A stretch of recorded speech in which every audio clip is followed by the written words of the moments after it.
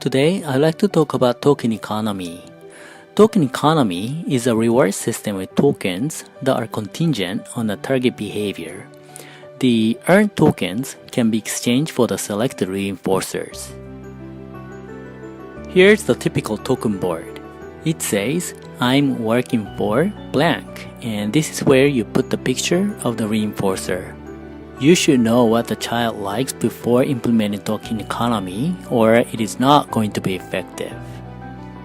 When the child engages in an appropriate behavior, he or she earns the token and then we place it in the box.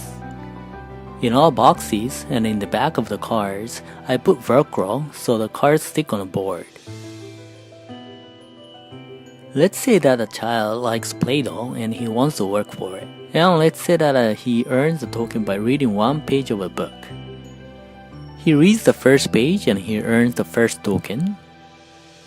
He reads the second page and he earns the second token. When he reads the fourth page and then we say something like, "Good job, you earned Play-Doh," and then we deliver the reinforcer. I put 4 token boxes here, but the number of the boxes should be determined by the capability of the child.